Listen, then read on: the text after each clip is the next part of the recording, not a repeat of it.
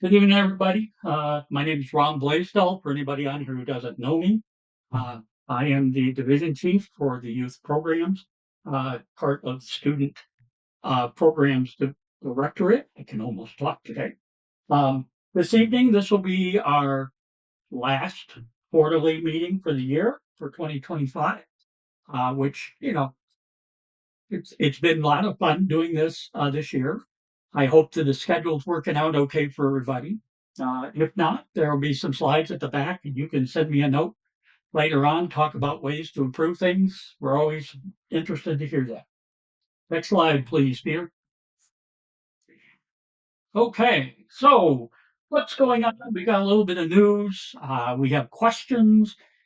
We have a lot of different reports coming in from our various divisions or branches, excuse me. So we'll just go ahead and, you know, leave that there. If you have questions, you can type them in the chat box. Um, I forgot to turn on the question function there, Peter. But at any rate, the chat box is still there. If you have any questions, please feel free to put them there. We'll do our level best to get to them at some point during the night. Holly is always wonderful about keeping her eye on that stuff, so I trust her to keep me straight on all of that. It's 60 minutes. It's a real full agenda. We will do our level best to be done in 60 minutes. If we're not, then anybody who wants to stick around after, you don't have to stay after an hour. Anybody who wants to stick around because they got questions they didn't get asked or whatever, feel free. We'll shut off the recording at that particular time and we'll roll from there.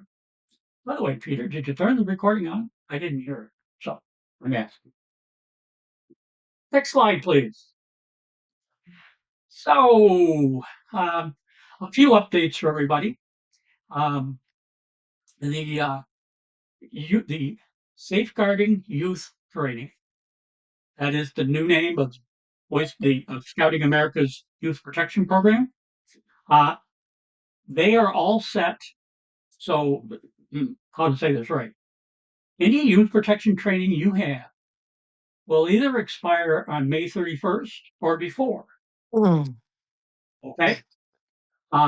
So, and the new training is only good for 1 year. Sorry, not May 31st, May 30th. So that's it, and that's the same for everybody. Even if you had a 2 year course, you've only got 1 year left on this one. Yeah. So, it's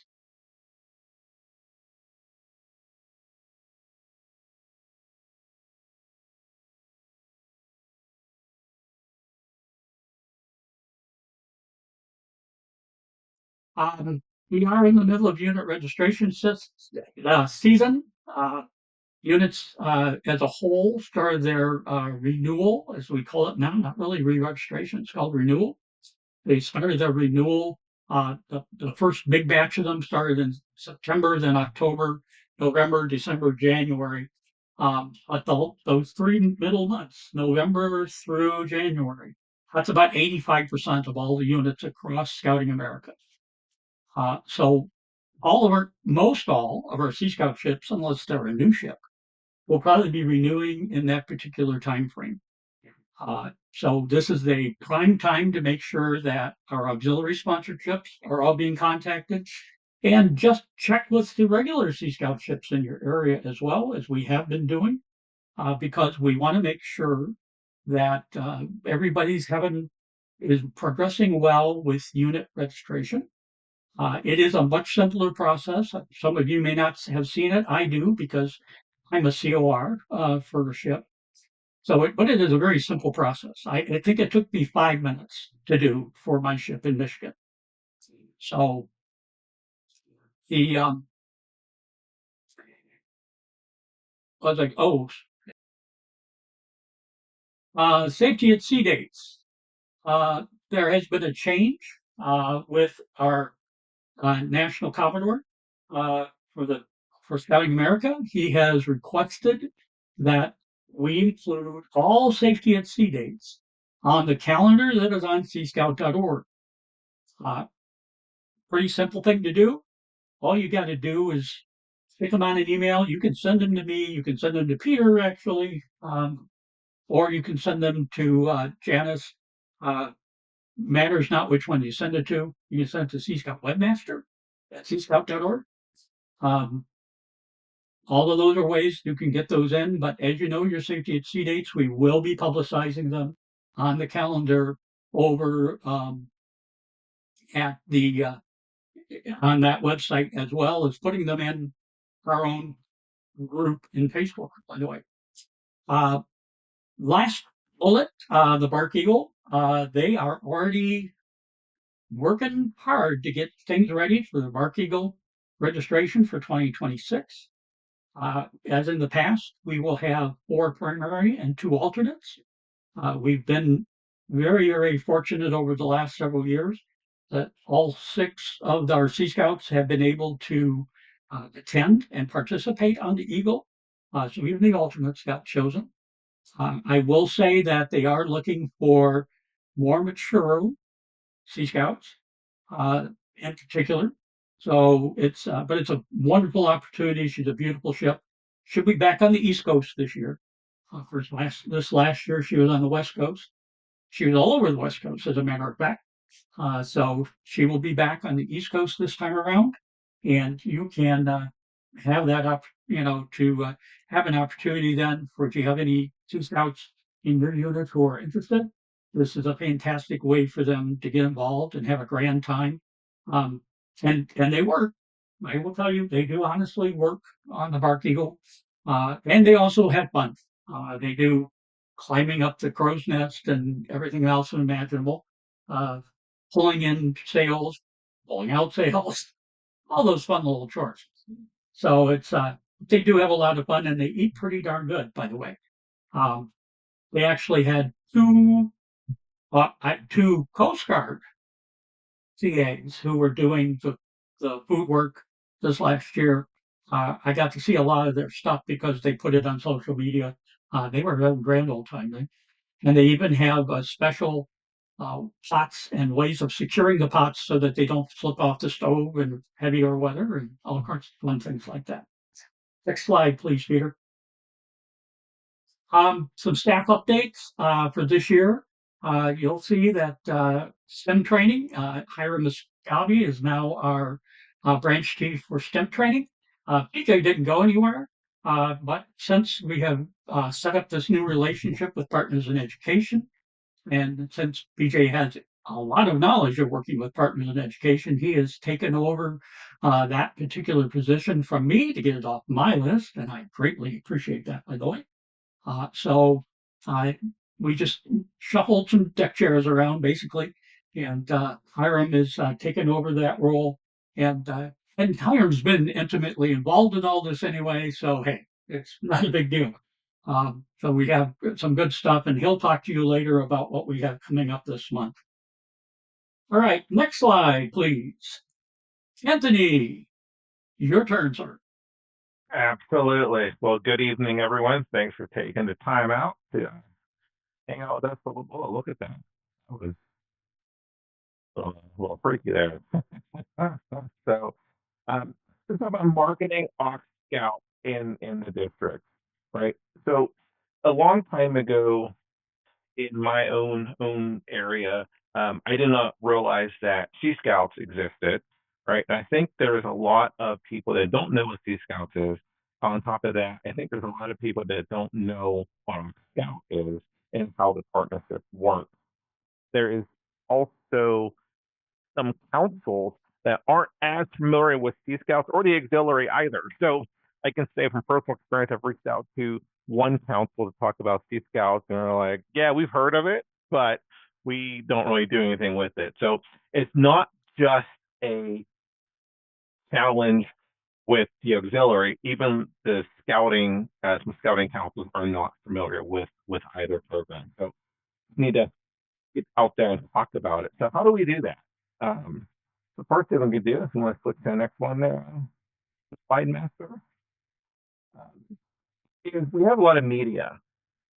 So all these pictures are out there are things that we get that are vetted and have releases that you can use in making your own campaign. Now, one thing with media I want to caution is to make sure that the media you use, when you have a release form from all the participants or all the people featured in the photos, that's talk about that exact number a little bit later. And secondly, and you want to make sure the uniforms in the pictures are accurate and correct.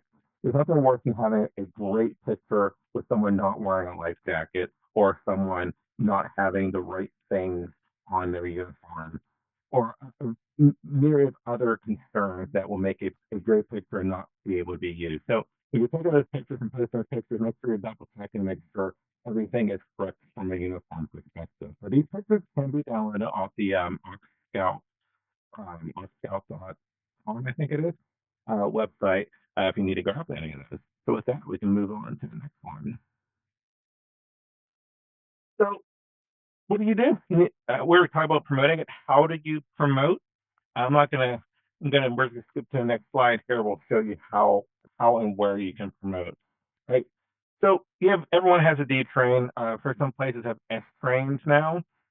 It's going to have virtual D trains or virtual S trains, whichever one it is.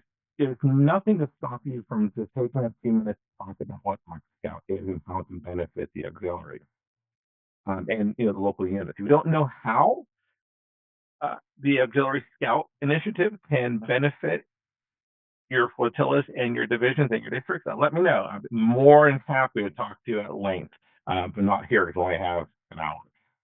Uh, any event that you do, whether it's auxiliary recruiting, a boat show, or whatever you're doing, you can mention, you can have a side booth or a little section that talks about AuxScout and how they can benefit you, or how youth can get involved with the auxiliary.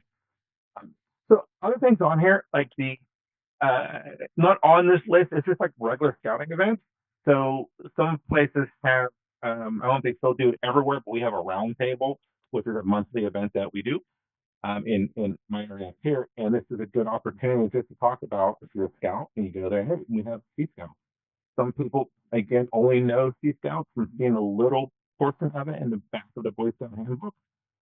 Other people might have heard it just in passing. So it's a good opportunity to let people know Sea Scouts exist and what it can do. And with that, we'll move over to the next slide. So you can get all sorts of materials, right? You can get table drive pop-ups, flags, um, and brochures, and all those are in a couple slides. And the links in here you can click on, and you can go ahead and order or buy things there. It's also right at the very bottom of that slide, very hard to see. But when you read this later, you can also reach out to those individuals to order said materials. Moving on, slide number. And what can you display? Well, in addition from purchasing the materials, you can also print your own slides. I'm sorry, print your own brochures or make your own brochures. But the link there gives you an example of something you can purchase or you can download and modify. And I think the next one is more of the same. You can go ahead and click over to the next slide down. Yep. And this is other material you can download and hand out. And as it says on here, this is a brochure that was made by the previous D7 and D5, and I forget their new names, but we all know what they used to be. Um, and I think, yep, we can go on to the next one. It's like same thing, more flyers you can get, and these you can modify for your own reasons. Now, you have to use these for stores. You don't have to. You make your own. You can just make sure what I mentioned is that the uniforms are correct and they're engaging. People don't want to read a lot of text. They want to see pictures. They want to get some information. And having a link to a website or a phone number or some type of email or other contact information is great to get people onto the site to join or get more information at least. And okay, we can go on to the next one. This question came up a few times is, can I wear my auxiliary uniform while doing a AuxScout Conrail mission? And the answer is yes, you can. But as I've said about a million times, when you're wearing a uniform, make sure it is correct and proper. A lot of times the general public does not understand the difference between the Coast Guard and Coast Guard auxiliary. And sometimes even the Sea Scouts don't understand, right? So you want to model the behavior you want to emulate, or you want to encourage. So can you wear uniform? Yep, you can, absolutely. All right, and going to the next slide here. Uh, all right, I think I'm still supposed to talk about this one. This is the auxiliary, or I'm sorry, academy introduction mission, which happened in the summer. It's a long 6 days at the academy, which exposes not just Sea Scouts, but it's for students. And Sea Scouts do have it's one of, on the check on the application. There's a checkbox for Sea Scouts that gives you an extra point um, for selection. But this is only for those entering the senior high school, and it's an opportunity for someone who may want to go to the academy to take the trial run of it for 6 days if they like to do it. All right, and I think that is the end of me. Yep, next slide should be Hiram, I believe. Or if not, I can talk about Yeah. tech talk. Oh, yeah. Yeah. Well, good evening, everybody. Let's see if my camera cooperates. There I am. I'm not as serious as the picture is. So, good evening. I'm Hiram Escabi. I've been in the program for, I think this will be my third year. And was a branch assistant. I have an engineering degree. Also retired from the federal government as an engineering manager. So, had a lot of fun. So, looking forward to work on this position now. All right, next, please. All right, so our tech talks are held on the fourth Tuesday of the month at 2100 Eastern Time. So that gives everybody in the West Coast a chance to sit in uh, and watch. The Tech Talks are recorded, and they are posted in the Sea Scout and AuxScout YouTube channels. In October, we're going to have a tech talk about the Good Mate program.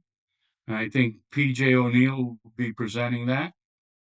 And then in November, we have Miss Lori Stefani. She's the national coordinator for the National Advanced Youth Leadership Experience. So that'll be an interesting presentation in November. In December, we don't do a presentation because of the closeness of the holidays. And then we're going to start the year. I'm working with two individuals, one for January, Miss Amy Fritz from the National Weather Service, uh, talk, uh, give a presentation about the co-op program, and I'll explain a little bit more of that in the next couple of weeks. I just need to find out if she's available. And then in February, I'm going to try and have Dr. Tom Day. He's a engineer, mechanical engineer. He has his bachelor's, master's, and PhD in mechanical engineering. Has written several books. He's a author, so get him to speak about mechanical engineering. A lot of people don't really know what mechanical engineers do, but if you look around your house, uh, everything, a lot of things are done by mechanical engineers. And that's it. Turn it right back to you. Thank you there, Hiram.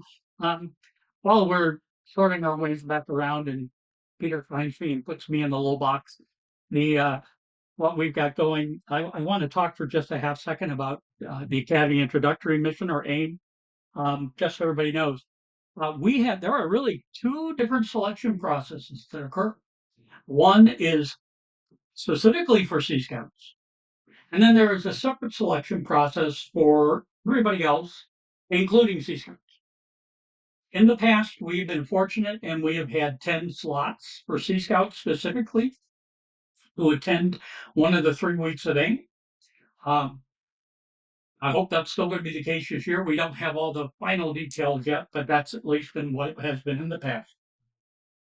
So this is one of the reasons why I let you know, because for AIM itself, say a Sea Scout applied to the Sea Scout group, the Sea Scout selection, they didn't get selected, they would know in enough time that they could turn around and submit their application into the selection for the at large, as I'll refer to them, or the large group selection process. So, it gives them another month before that application is due. And that way, we've had the opportunity for them to maybe take two bites at the apple, and hopefully they'll get selected in one or the other. We were very fortunate in 2024. One of our young men, Pierce Lilly, from Ship 25 in the District of Columbia, was selected as the honor graduate for his particular week, the male honor graduate, I should say, for his particular week at AIM.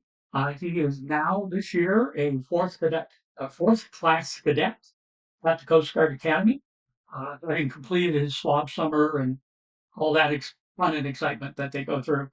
So he is now into his classes, and that's really great. And it's just unfortunate that the Academy lost, the Bears lost to the Maritime Academy over the weekend in the Secretary's Cup. But it was a thrilling game, to tell you truthfully. They lost by 1 point, so it was close. So let's go talk about statistics now. Well, you always want to hear about that fun stuff. Anyway, all right, go ahead to the next slide, Peter. So what are we talking about when we look at our stats? Um, First of all, we are always looking to see how many Sea Scouts or how many auxiliaries have a Sea Scout flag annotated on their record.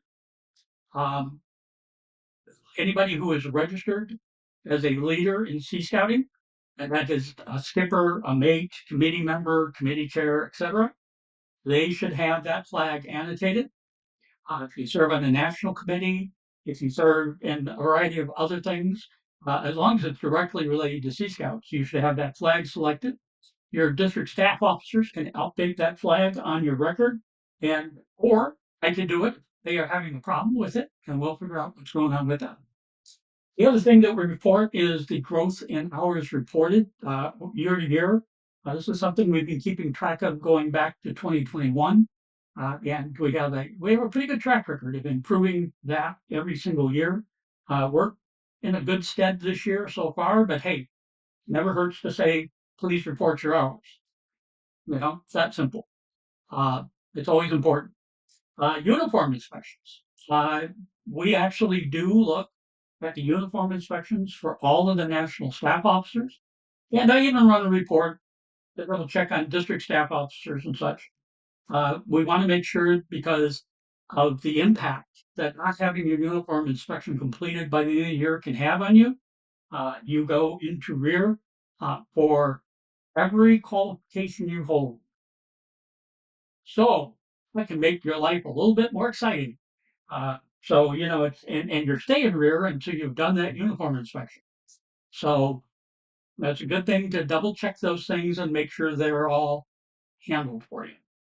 Another thing that we always look at is has all of our DSOs and branch chiefs in particular, but the rest of the folks too, have they completed all of the Sea Scout training they're supposed to have completed, and is it recorded in AuxScout too? That's more than just safeguarding youth training. They have other courses they're supposed to take. It's outlined in their job descriptions. But we always like to check on that. And then the last thing that we look at is leadership training completed. Branch chiefs and DSOs should complete through level 4, although they make it to level 3, that's great. And I think that that says a whole lot all by itself. because lots of times we've heard comments from folks saying that because we all have red A's, that instead of blue A's, that we're somehow or another a lesser species. So I don't want to have that argument with PCOs. Simple. I just want us all to be at the same level that our counterparts would be at. That's why I say that. Next slide, please. Okay. Which hours are recorded using AuxScout when doing things unrelated to scouts? Well, if you're an auxiliarist who is flagged as a Sea Scouter, okay, or if they're younger than 20 and they're still a Sea Scout, either one, the Sea Scout flag should be set on your Aux Data 2 record, and then every single Aux Data 2 entry you make, not just with Sea Scouts, but across the board, every single thing should be coded using the operations code of AuxScout. Okay? This includes hours you're working with a Sea Scout ship. Okay? Mission gets to be a little bit varied depending on what the heck you're doing. But, are you at a meeting? Are you out camping? Are you on a cruise? Whatever the case may be. So, we always take a look at a variety of that and we try to make sure we put all that in play. Next slide, please. So, like, I have some examples here for you. If you're the unit leader or committee member, the COR, then you should have used code 99A when you go to a ship meeting.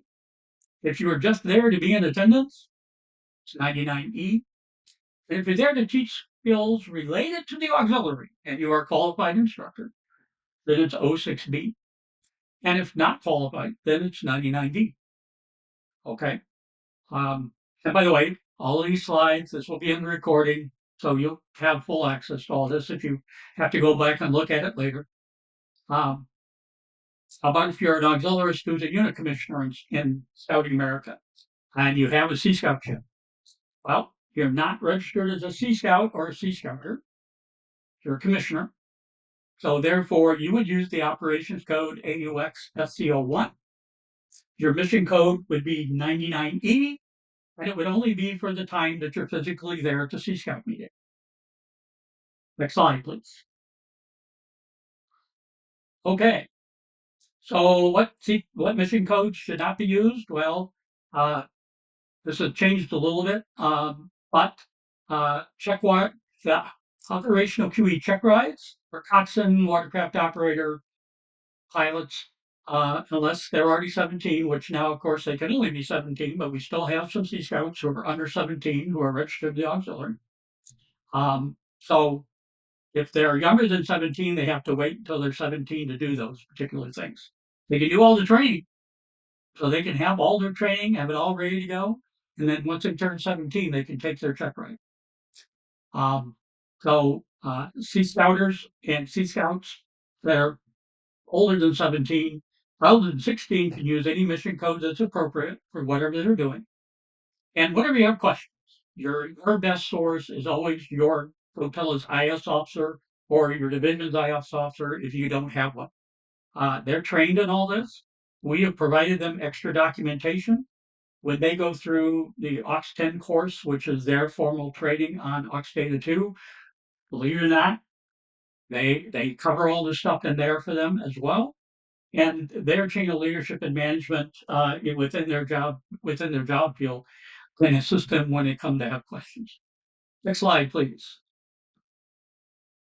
Had a question come in early, and I thought we would just try to address this one while I was battling on.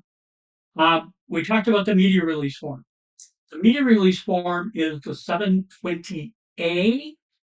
If you go into the forms warehouse on cgox.org and you scroll down in the PDF forms to find 7020A, you'll see it says photography, video, audio consent for Sea Scouts use. They complete the form and you scan it into a PDF format, and then you can email multiple forms to that email address, which happens to be at the bottom of the 7020A. The W directorate is all set up to store those for us in the new auxiliary document management system. So you don't need to send them to AuxA anymore or keep them locally after an event. In fact, I would prefer if you didn't keep them locally after an event.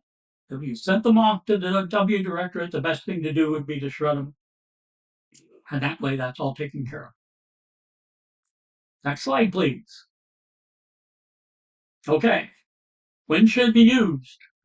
It's always fun. It's to be used when photography and or recording joint Coast Guard and Scouting America activities if identifiable images of minors are being recorded.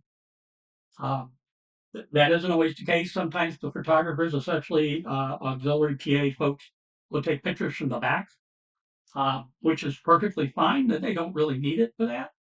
But we have found that, especially at safety AC events and things like that, it's always better to have the forms, have them completed, send them to the W directorate afterwards, and then destroy them once you've sent them off to the W directorate and they've accepted them.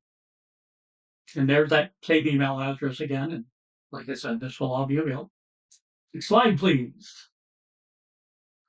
Okay. I was going to have Rob come in and talk about new ships tonight. Unfortunately, he's a little laid up, so he can't be with us. But I'll figure I'll just talk about this instead. There is a new unit sales kit that has been put together for starting a new Sea Scout ship. It's a pretty basic particular one. It works really well though. But of course, we have our 4-step process, which lays out everything that needs to be done from start to finish, from working with the council to getting the charter paperwork all done, to getting registration forms done. And then at the very end of it all, if they're going to be an auxiliary chartered ship, sending that information up the COLM to the Durocs so that they can issue a charter for the ship. I will just say to everybody that when you do that last step, have your best set of patience on. It always seems to take a lot longer than it should for that to go up the COLM and get those out of the Durocs. So, and so I warn you all, just make sure you're prepared for the extra time it may take for that to happen. Next slide, please. We do have a tracking spreadsheet that we use out there for new ships that are maybe coming on board. We've cleaned it out a little bit. We've taken some deadwood off the list. We've taken ships that have already launched and we have put them on another tab. And then what we have on this page, which is actually the second tab in the spreadsheet, is only the ones that are currently active. So it's really good to have that particular bit of information so that we know. You may hear from Rob Landquist, who is our new ships coordinator. He is out there to try to make sure things are going well with the ship getting started, as well as the ships that we currently have. We're trying desperately to make sure that we don't lose ships over time. But, sometimes that still happens. It's been 5 years now since our first ships came on board, which is kind of the beginning of when we see ships die, as I like to refer to them. It's very important though that we keep an eye on that. Actually, one of our first Sea Scout ships, auxiliary sponsored Sea Scout ships up in Michigan, in Sheboygan, Michigan, 2602. They just had their 5th anniversary Bridge of Honor. Put pictures in the AuxScout group on Facebook from them that I found in the commissioner group from that particular part of the state. So take a look at them when you get a chance. They did a really fun job. And I will just say to everyone before anybody gets their knickers in a bunch, you will see a lot of those Sea Scouts are not wearing a complete Sea Scout uniform. But I also know that most of that ship is living at a very close to the poverty line. So we'll just take that as it is. Next slide, please. There's a new shift checklist. Again, always like to keep putting that out there so everybody knows where it is. Next slide. Succession planning. I talked about this at our last quarterly meeting, so I thought I'd bring it up one more time. The It's always important as the years progress. Uh, we all have different timelines when things are going to change. Whether we're a DSO or we're an FSO or we're an SO, it doesn't really matter, an ADSO. There are lots of times out there when things are going to change. We're going to get a new BCO in our district. So therefore, you know, they may ask other people to take over, they may have something for the current DSOAS to do and they want somebody else to do the job. Well, Mr. DSOAS or Mrs. DSOAS, you should have an idea on who that person should be so that you can help your DTAP and DC or your chief of staff and your DCO when it comes to that particular part of the plan. And it's always good to have someone in mind anyway, because you never know. You may think they're the most logical person in the world to take that particular job. But then again, at the same time, they will decide they are not the most logical person in the world for taking that job. And you need to plan otherwise. So, it's always good to have it out there. I encourage everybody. We have everybody's job descriptions out there. Uh, if you go to the AuxScout.com site on the resources page, there's all the ones for DSOs and ADSOs and SOs and FSOs. We have all the ones for the members of our national team on our Google Drive. So, I mean, they're all out there. And as for our national team as well, we have the expectations that we have for everybody. So, I'll give them an opportunity to read that, take a look at it. So they have an idea of what it's going to take to do the job. Some people will find that maybe all the training that we do is more than they want to necessarily handle. But you'd rather know that in advance. Okay. So, because they kind of give you a good idea about how dedicated they would be to doing the job. So I just, take the opportunity, talk with them, give them time to think about it. Don't try to get an answer right away. Um, give them a little bit of time to think about it. I think that always works a little bit better if you can. You'll note that, at the moment we don't have program support person, but hey, we're just working our way through, and we'll get one. I'm quite guaranteed that we will have someone sooner or later. So but you got to take the time and find the right people to fill the job. That's the most important. Next slide, please, Peter.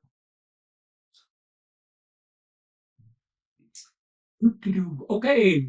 Um, There's some just questions that had come in, and I've got them written down over here. So I'll just go over them. Uh, the As everybody knows, somebody asked how the relationship's going between the auxiliary and Scouting America. As you all know, back in February, we signed a new letter of intent between the two. We updated our SOP, and please take a look at the updated SOP if you have not. There is still at least one particular item that needs to be corrected in there, but it's pretty minor, and that's just the change from youth protection training to safeguarding youth training. Uh, so everything in there is really important, and it is really the way we work our Sea Scout ships. Um, we've had several situations, particularly this fall, where people weren't using the SOP, and they were kind of inventing things on the fly, wanting to create their own MOUs and requiring that the adults all attend the flotilla meetings and things like that.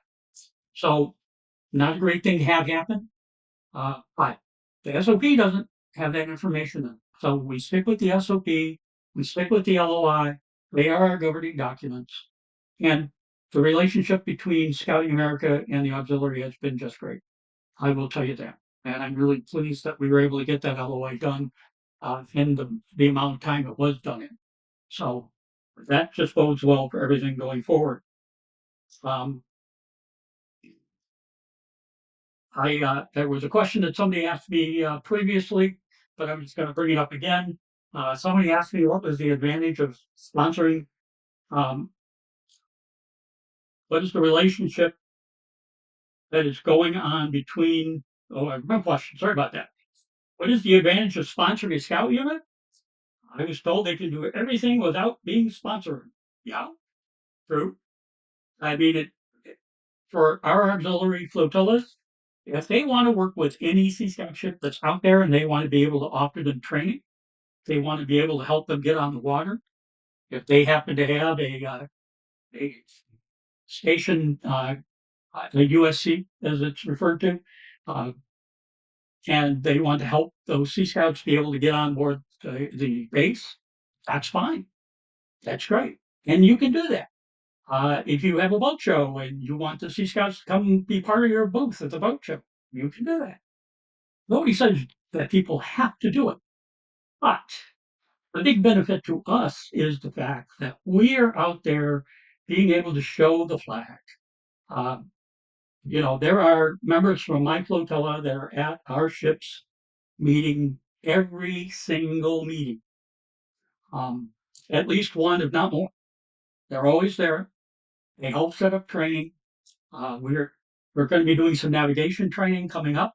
Pretty much has already been done. They just did a bunch of training on anchoring, as a matter of fact. And since the ship is a paddlecraft ship, they were actually working with anchors that are more appropriate for their kayaks. Okay, so little mushrooms and things of that nature that might be more important for that. And so those things exist, and you can do a lot with the Sea Scout unit. I don't. This is why we always ask every quarter. I'll be asking it again here shortly. Um, hey, how are the Sea Scout ships within our AORs? All the Sea Scout ships in our AORs, not just the auxiliary sponsored ones. How are they getting along? Is the auxiliary helping them out? Is the auxiliary checking with them? Are they holding safety at seas? Are they helping them just with basic courses and basic rank advancement? Okay, that's important. It's important to our program, and it's important how things go forward. So I want you to know that, yeah, you don't have to charter a Sea Scout ship, and yeah, you can work. So make sure that people know that you're doing that, because that's how we get that information for our report that we send forward to the Scouting America every quarter. Um, I was asked about our relationship with the Sea Cadets. There is an MOU between the auxiliary and the Sea Cadets. It is ancient by any stretch of anybody's imagination, and it has never been updated. There was a new MOU that was recently issued between the Coast Guard and the Sea Cadets. It was sent down to us, and it says in there that the auxiliary will work with the Sea Cadets, but there's no guidelines, nothing at all. We tried to ask for clarification, but we've not heard anything back about that. So, it is always one of those things that we have to work with, unfortunately. So, if you have Sea Cadets in your area and you don't have Sea Scouts, and you guys want to help out a Sea Cadet unit, that's great. Unfortunately, you can't log your time for that because the MLU doesn't cover that. So just know that, and it is what it is. So hopefully one of these days we'll get all these things kind of on a par with each other. Um, okay, next slide, please. I'm going to look over here really quick before I call on Bruce. I don't think Barry is still on. I don't see him. Oh, he is still on. Hey, Yep, I'm Bruce. still on. Oh, okay. Uh, for everyone who happens to be on, I would like to take this particular opportunity to introduce Barry Denton. Barry is our deputy ANACO in Fort Scott, which we moved to last year. So we've had a whole year now in Fort Scott. And Barry is our ANACO, our deputy ANACO.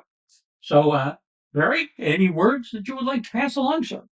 Yeah, just a couple of minutes. I want to tell you all how much I appreciate everything you all do. It amazes me everything the auxiliary does just in a whole. But the partnerships that we have right now, they're imperative. I'm sure you all have seen the recruiting numbers with the Coast Guard. They have gone like through the roof to the point they're looking at a secondary location to be able to put new people through, which is amazing. But give you an update on ForceCom. So you all came into ForceCom, and then, as you probably know, you did have Lee Zimmerman, and Lee has decided to step down from his role and focus on some other things. But right before Lee had departed, Commodore Moniz had decided that it would be great that Lee have some experience with public affairs and training, where I was over those, and that it would be great if I had experience with student programs, HR, and chaplains. So,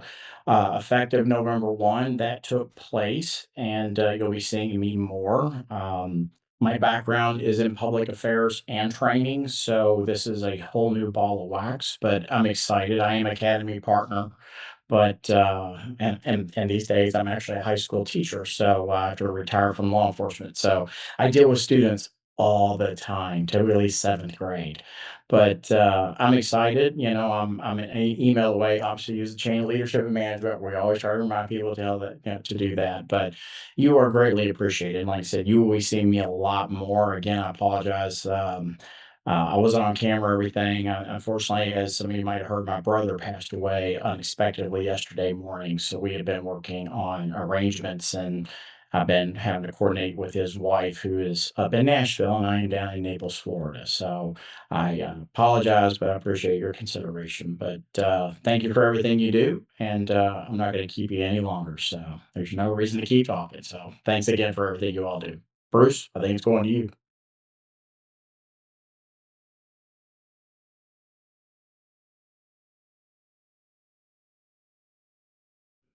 You're on mute, buddy. Bruce, we're not hearing you. Oops. Okay. Yeah, I guess it would be better if I turned on my mic. Yeah. Can you hear me now? Yes. Yes. Thank you. Okay. I'd like to echo Barry's thanks to everybody for your efforts. It's really important that the work that you're doing. This is important for the Coast Guard and the auxiliary, and of course, it's very important for the Sea Scouts as well. I was representing you a few weeks ago at the National Sea Scout Committee meeting in Texas, and uh, I'd like to just share a few pieces of information that were passed there, many of which are relevant to what you're doing. As I think you all know, there's a new edition of the Sea Scout Manual that can be downloaded for free off the Sea Scout website. There's also a ship in Alabama that's producing print-on-demand copies at very reasonable prices. I have copies of both the paperback and the hardback versions. And for those of you who would prefer to be working from a paper edition, I would encourage you to take advantage of that opportunity. Um, for those of you who may support the advancement program, the quartermaster application and service program workbook are currently being updated. And Cassie Johnson, who is the editor of the manual, is looking for reports of anything that needs to be corrected in the new manual. Um, she has no ego bound up in this, so if you see something that needs to be corrected, just if you don't have her email address, send them to Ron, and Ron will send the comments on to Cassie. Um, the Sea Scout Adult Leader Basic Training course has recently been updated, and it takes about an hour to complete, which is down from, I think, 4 before. The reports I have on it are extremely positive, and it's completely up to date. So please, if you haven't taken it, please do take it. And if you have taken it, please consider taking it again. I think you'll enjoy it and you'll get a lot out of the new information that's in it. As Ron mentioned, we're into recharter or re-registration season right now. And it's especially important that we support the 30 plus auxiliary chartered ships to make sure that they recharter on time. Hopefully, you've been keeping up with them throughout the year and you know that they're functioning strongly. Um, just a couple pieces of good news on the Sea Scout registration information. The number of ships this year has increased by about 5%. So there are now 363 ships around the country. There are also 4 more councils that are chartering Sea Scout ships. So about 2/3 of the councils have Sea Scout ships. That's the good news. Of course, there's still a third of the councils that don't, but we can help to spread the word to those councils that aren't supporting the Sea Scout program as much as they should. Um, let's see, on partnerships, I'd just like to report that there was very vocal and positive feedback from the National Sea Scout Committee for the auxiliary support of the Sea Scouts. They really appreciate what you're doing. And Ron has already mentioned about the upcoming applications for the Bark Eagle Cruise and AIM Week that will be available. The applications will be available early next year, and we're already getting geared up for that. The partnership with the American Canoe Association, they have a new Smart Start for Safe Paddling instructional materials, as well as a course on leading cruises, and there's a lot of really good leadership development stuff that would be relevant to auxiliaries as well. And then finally, in partnerships, we're finalizing a partnership with Nautic Ed, which is a company that specializes in providing online instruction, chiefly in sailing, but also in powerboating. I expect there will be more on this in the next couple of weeks, but we're not quite ready to announce the details on that. In marketing, there are new paddling resources available through the Sea Scout website. There are a number of membership videos that are currently available or will be available in the near future. There are new customizable recruiting flyers and social media graphics that the ships that you're working with should consider downloading and utilizing for promoting their membership.